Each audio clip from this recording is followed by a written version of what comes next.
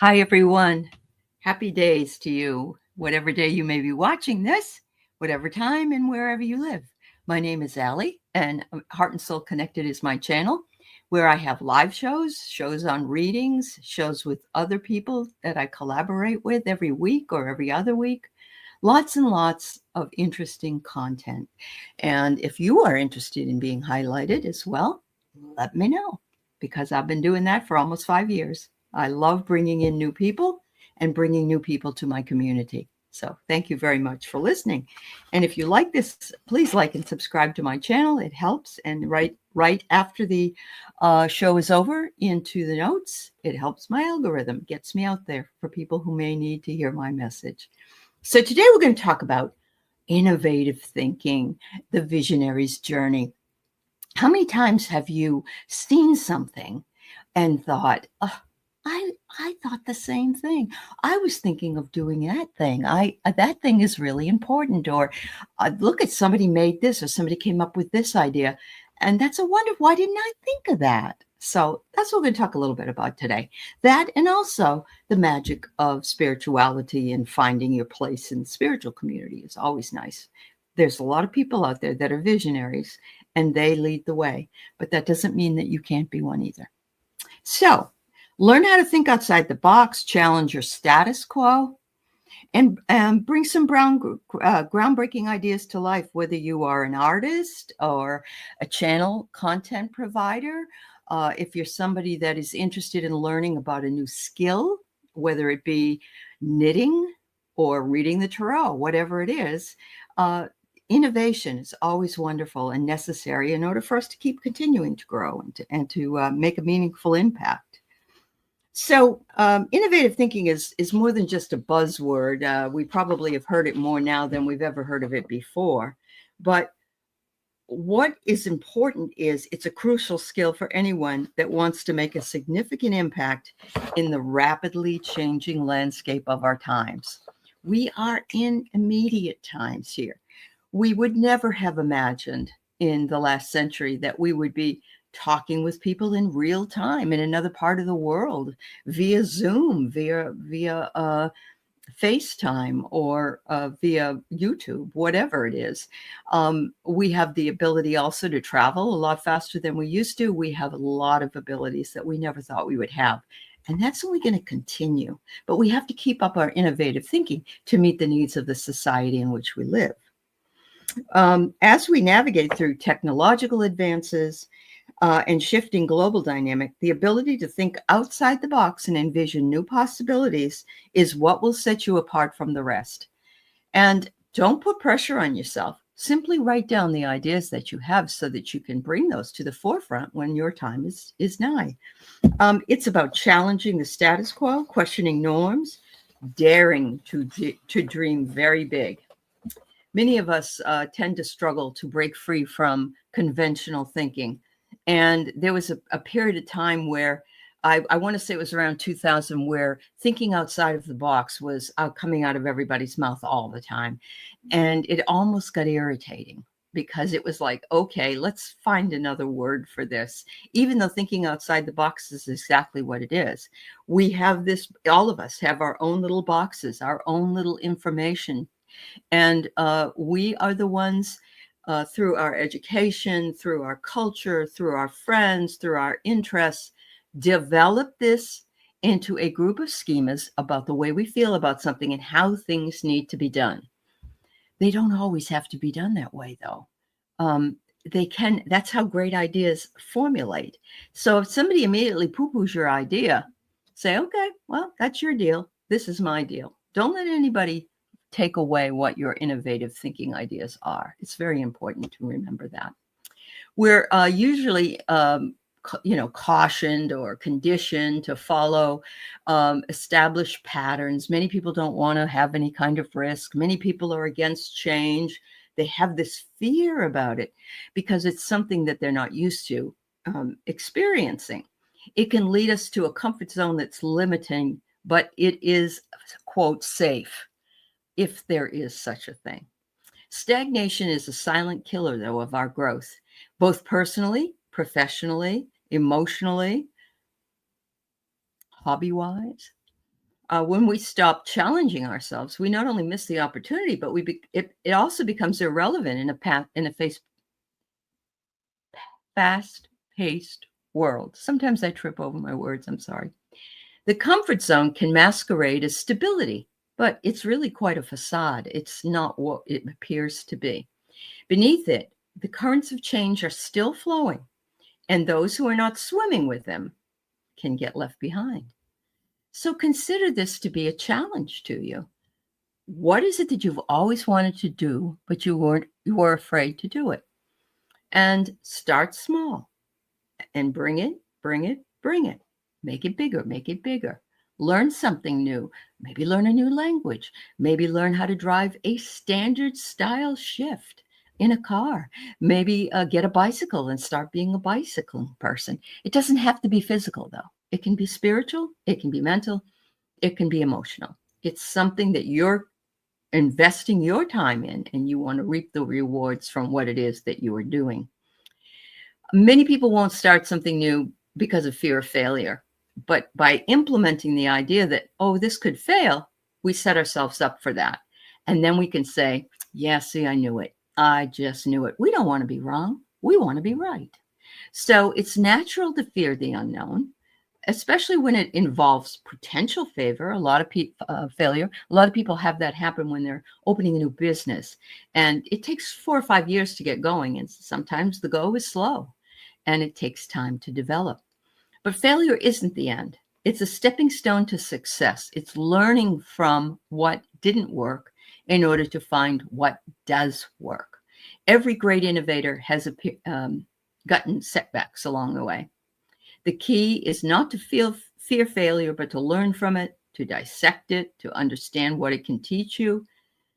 And another challenge is the echo chamber, when we surround ourselves with people who we think like us, but it reinforces our existing view, and we also take their comments more personally than we would somebody else, because they've invested time in us. They, quote, know us as much as we can be known by another person.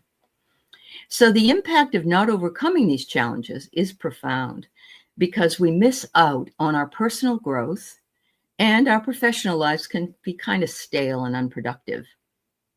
The world keeps moving, and those who are stuck in one place will find themselves lost in the shuffle. Oh, you don't want to be shuffling off to Buffalo now? So how do we foster this innovative thinking? What if we've never done it before? Where do we even start? One way is by embracing failure as a learning opportunity. Every mistake, every setback holds a lesson that can propel us forward. I'm not sure if you all knew, but Abraham Lincoln lost a lot of political elections before he was elected to a political position. He just kept going. And you know that people who have been inventors have tried and tried and tried many times. The first time does not always work, neither does the 10th time sometimes. But if you're invested in it and you're interested in it, continue, move forward, learn and grow as you go. Another technique would be to practice curiosity. And I love that, because I really feel like a curious person myself. Asking questions, seeking out new experiences, and being open to learning are all the hallmarks of an innovative thinker. If you only go to 12 years of school and none beyond, and don't engage in other ways of learning something, then you're operating from a 12-year experience of learning. And so it's very important for you to push yourself into learning more, and maybe even looking at the other side of it to determine why people feel the way they do about something, so that you can learn and grow as well. Curiosity keeps our mind open and engaged, and it's ready then for us to seize any opportunity that comes our way that looks like a real winner for us. Collaboration with diverse thinkers also sparks innovation. And I've seen that myself in my collaborations with my Dream Sisters and my Sisters of the Mystical Tarot, as well as other collaborators. We're all learning, we're all teaching, and we're all working towards the same goal. When we work with people from different backgrounds, we're exposed to a variety of perspectives as well. And I did not start out with these people when I started my channel. We met each other, we resonated with each other, and we found each other. And we found a way to make a collaborative connection with each other, even though all of us have our own channels, have our own belief systems, and have our own things that we really enjoy doing. Innovative thinking also requires a mindset shift. It's about being open, adaptable, and willing to change your own assumptions. And you know what, when you assume something, what that does. Spell it out. When you assume, it makes an ass of you and me. Assume. Get it? It's a daily practice of pushing boundaries, exploring new horizons, whether it's meditation, reading, or taking a different drive to work. All those things spark creativity. You may go by something and you say, I've never seen that little shop right there. And look, they have all kinds of craft items in there, or they have different kinds of baskets, or they have whatever it is that you're interested in. Try a new coffee shop. See if you like that one better. Or maybe try boba tea if you've never had it. One inspiring example in action is the story of Airbnb. And right now we're not too hepped up on Airbnb for certain political reasons, but it was founded during a conference when the founders could not afford a hotel. And they turned a problem into an opportunity. They innovated. They disrupted the hotel industry by creating a platform to people to rent out their homes or a room in their home or vacation homes. It's a global phenomenon. Who thought of it before them? No one. And since then, there's an awful lot. And it works. The company's success, though, didn't happen overnight, as we mentioned, because it takes time for a lot of good things to come through. It involves taking risks, learning from failures, continuously innovating. Airbnb thought differently and solved a real world problem they were having, and then extrapolated that world problem out to the masses. This happened to me when I was actually working in the tax business in the 90s. We worked as we had accounting in the same office. Our accounting office worked with a group of small loan lenders across the Midwest, and we worked with them all the time. And I said, why don't we just have these people fund the rapid refund loans?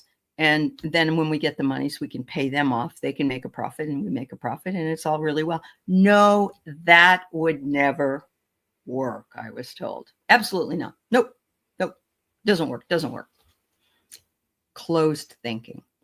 The next year, when I went in to do my work at the tax office, I was told we were now making rapid refund loans through the loan companies across the Midwest, to which I said, oh, that's what I told you about last year. And which they said, no, you didn't. It was our idea. You see how this happens? And it will happen. You've got to make sure you document everything. It wasn't going to matter to me. I wasn't making any more money than with this innovative idea, but it disturbed me that no one was willing to listen. And that's what you get a lot of the time. You get a door slam. And then later on, you can see that they go, oh, but I didn't think it would work. And it does. That's amazing. Well, you didn't innovatively think at the right time. So what can we take away from all of this? Cultivating innovative thinking requires you to possibly have to embrace failure. Nobody wants to fail. That's how you learn. That's how you learn and grow. It also helps you to collaborate with diverse thinkers. It's about challenging the status quo. It's about dreaming big. It's about adopting these strategies to enhance our own personal and professional lives, and challenging yourself to use innovative thinking in whatever way you do brings that thing to you in order for you to grow. And once you start the process, and artists do this all the time, once you start the process and you find a niche, you're golden. It might take some time. It certainly takes innovative thinking, and it takes positive thinking as well. Let me know if you have any questions. Thank you for listening. I'll see you soon. Bye-bye, everybody.